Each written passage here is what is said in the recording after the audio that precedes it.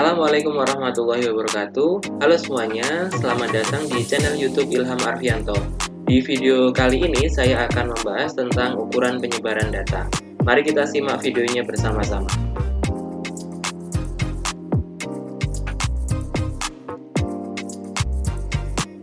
Ukuran penyebaran data. Ukuran penyebaran data adalah ukuran yang memberikan gambaran seberapa besar data menyebar dari titik-titik pemusatan. Kegunaan ukuran penyebaran data adalah untuk melihat penyimpangan data dari nilai pemusatannya dan untuk mengukur keragaman data. Ada 3 jenis ukuran pemusatan data yang akan kita pelajari dalam video kali ini, yaitu yang pertama adalah jangkauan atau biasa disebut sebagai range, yang kedua ada simpangan baku atau deviasi standar, dan yang ketiga adalah variansi. Kita mulai dari ukuran penyebaran data yang pertama, yaitu jangkauan atau range.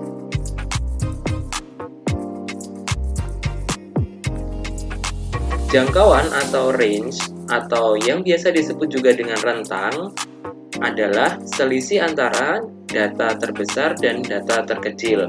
Sehingga di rumus atau persamaan untuk menghitung range yang disimbolkan dengan R dirumuskan sebagai X maksimal dikurangi dengan X minimal, atau nilai data terbesar dikurangi data terkecil. Sebagai contoh, misalkan saya memiliki data tunggal seperti ini, 3, 4, 7, 8, 7, 4, dan seterusnya sampai data yang terakhir adalah 12. Maka untuk mencari range dari data nomor 1, kita cari terlebih dahulu nilai data yang terbesar. Data terbesar adalah 12. Dan nilai data terkecil adalah 3. Maka besar range adalah data terbesar dikurangi data terkecil, atau 12 dikurangi dengan 3, kita peroleh hasilnya sama dengan 9, sehingga rentangnya sama dengan 9. Untuk soal nomor 2, misalkan datanya berbentuk data distribusi frekuensi berkelompok. Di sini kita lihat masing-masing kelas 5-9 untuk kelompok yang pertama, atau kelas yang pertama frekuensinya 3, kelompok yang kedua 10-14, dan seterusnya sampai kelas yang terakhir adalah 25 sampai dengan 29. Frekuensinya 2. Maka untuk menghitung range dari data ini caranya mirip seperti pada data tunggal, hanya yang membedakan adalah nilai tertinggi dan nilai terendahnya adalah nilai tertinggi dari titik tengah kelas tertinggi dan nilai terendahnya adalah titik tengah dari kelas terendah. Sehingga dari soal yang nomor 2 ini kita bisa melihat bahwa X maksimalnya adalah tengah-tengah dari 25 sampai dengan 29, yaitu 27. Sedangkan untuk titik tengah dari kelas terendah adalah 7. Sehingga X maksimalnya adalah 27 dan X minimalnya adalah 7. Maka rentang dari data yang disajikan dalam distribusi frekuensi berkelompok ini adalah 27 dikurangi 7 sama dengan 20. Anda perlu berhati-hati, jangan sampai untuk data tertingginya adalah 29 dan data terendahnya adalah 5. Karena dalam menghitung range, data tertingginya adalah titik tengah kelas tertinggi dan data terendahnya adalah titik tengah data kelas terendah. Itu cara untuk menghitung range. Selanjutnya, yang kedua, kita akan menghitung simpangan baku.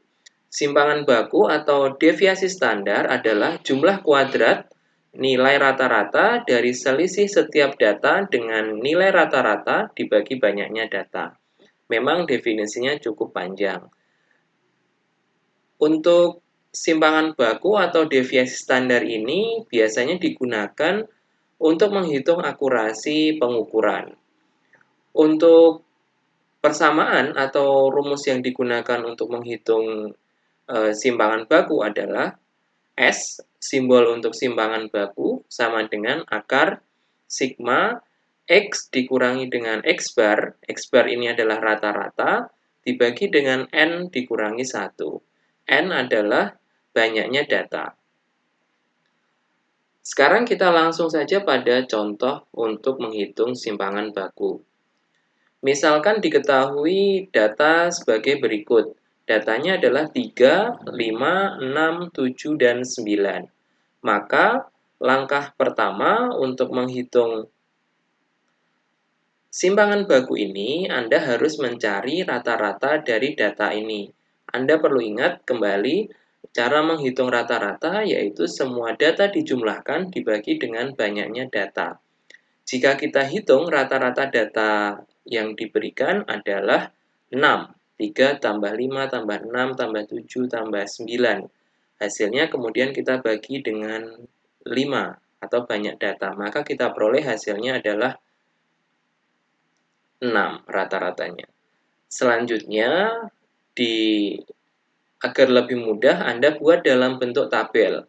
Di sini kolom pertama adalah kolom X atau datanya, kemudian kolom kedua adalah selisih antara data tersebut dengan rata-ratanya.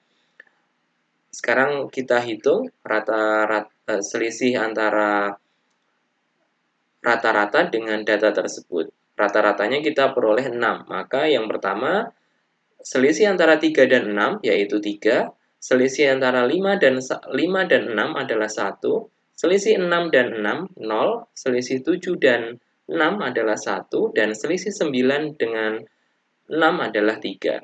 Ini kolom kedua. X dikurangi dengan X bar. Selanjutnya, Anda buat satu kolom lagi yaitu hasil selisih tadi Anda kuadratkan.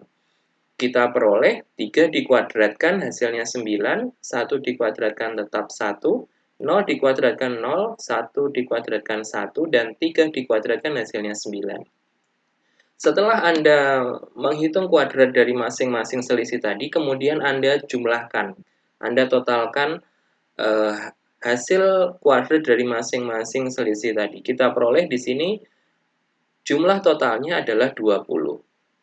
Setelah Anda hitung jumlah totalnya, selanjutnya Anda masukkan ke persamaan untuk mencari simpangan baku atau S. S adalah S sama dengan akar sigma X dikurangi X bar kuadrat.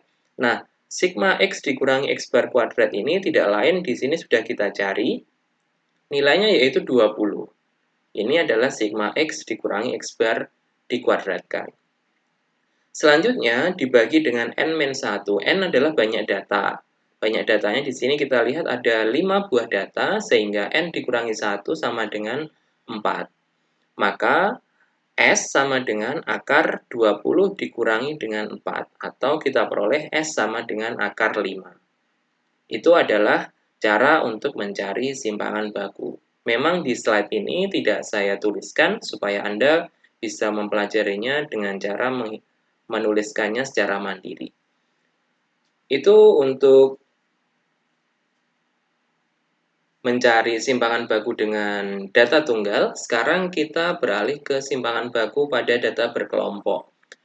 Persamaan yang digunakan untuk menghitung simpangan baku pada data berkelompok hampir mirip seperti pada simpangan baku data tunggal. Perbedaannya adalah di data berkelompok di sini untuk nilai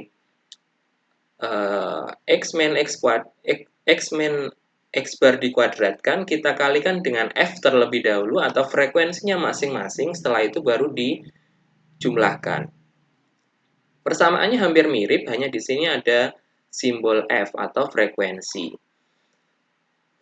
Sebagai contoh, misalkan saya memiliki data seperti ini, 5-9 frekuensinya 3, 10-14 frekuensinya 8, 15-19 frekuensinya 11, dan seterusnya sampai yang terakhir adalah 25 sampai dengan 29 frekuensinya 2. Langkah pertama adalah Anda mencari X-nya terlebih dahulu.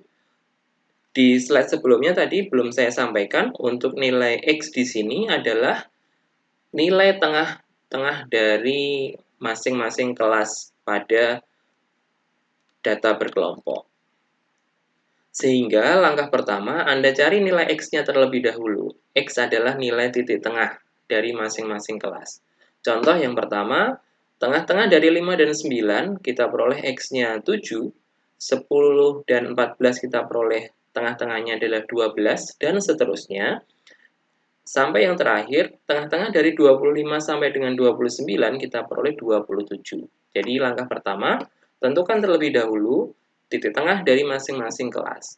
Langkah yang kedua adalah Anda cari nilai X dikurangi dengan X bar atau selisih antara nilai X yang sudah Anda cari dengan X bar. Tentu saja di sini Anda harus mencari nilai X bar-nya terlebih dahulu dari data berkelompok ini. Silahkan Anda cari terlebih dahulu selisih antara Anda cari terlebih dahulu nilai rata-rata dari data yang diberikan. Setelah rata-ratanya ketemu, maka selanjutnya Anda bisa mencari selisih antara rata-rata tersebut dengan nilai X-nya, yaitu X min X bar. Anda masukkan di kolom keempat, sama seperti pada mencari simpangan baku pada data tunggal. Selanjutnya setelah diperoleh X min X bar, Anda kuadratkan hasil tersebut, masing-masing datanya Anda kuadratkan di sini. Nanti akan kita peroleh X min X bar dikuadratkan. Setelah Anda kuadratkan, langkah selanjutnya, hasil dari pengkuadratan tadi, Anda kalikan dengan nilai pada kolom F. Hasilnya Anda masukkan ke kolom yang terakhir, yaitu F kali X min X bar dikuadratkan. Hasil dari selisih X min X bar dikuadratkan, kalikan dengan F.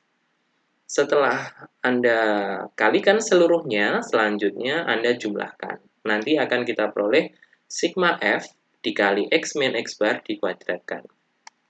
Setelah sigma F X min X bar dikuadratkan diperoleh, selanjutnya bisa Anda masukkan ke dalam persamaan S. S sama dengan akar sigma F X min X bar dikuadratkan. Ini adalah hasil dari pada kolom yang terakhir, jumlah di kolom yang terakhir, kemudian dibagi N-1. N di sini adalah jumlah seluruh frekuensinya, dikurangi dengan 1. Di sini kita lihat frekuensinya 3 ditambah 8 ditambah 11 ditambah 6 ditambah 2. Hasilnya Anda jumlahkan, kemudian Anda kurangkan dengan 1. Itu adalah cara untuk mencari simpangan baku pada data distribusi berkelompok. Jadi untuk data distribusi berkelompok perlu Anda, karena di sini ada F, maka Anda perlu mengalihkan nilai F tersebut dengan hasil dari X min X bar dikuadratkan, dan juga Anda harus terlebih dahulu mencari nilai X atau titik tengah dari masing-masing kelas. Selain itu, Anda perlu juga mencari rata-rata dari data yang diberikan. Itu cara mencari simpangan baku pada data distribusi frekuensi berkelompok. Sekarang yang terakhir kita ke ukuran penyebaran data yang ketiga, yaitu variansi atau ragam. Variansi atau ragam, atau yang biasa disimbolkan dengan S kuadrat, adalah hasil kuadrat dari simpangan baku atau deviasi standar. Deviasi standar yang tadi kita simbolkan dengan S. Maka untuk mencari nilai variansi atau ragam di sini adalah hasil simpangan baku kita kuadratkan. Misalkan simpangan bakunya kita peroleh 5, maka nilai dari variansinya adalah 25 atau 5 dikuadratkan. Misalkan kita peroleh lagi simpangan bakunya adalah akar 2, maka variansi atau ragamnya adalah akar 2 dikuadratkan, yaitu sama dengan 2.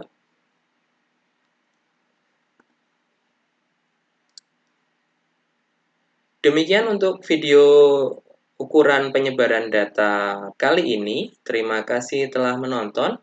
Semoga bermanfaat. Sampai jumpa di video selanjutnya. Assalamualaikum warahmatullahi wabarakatuh.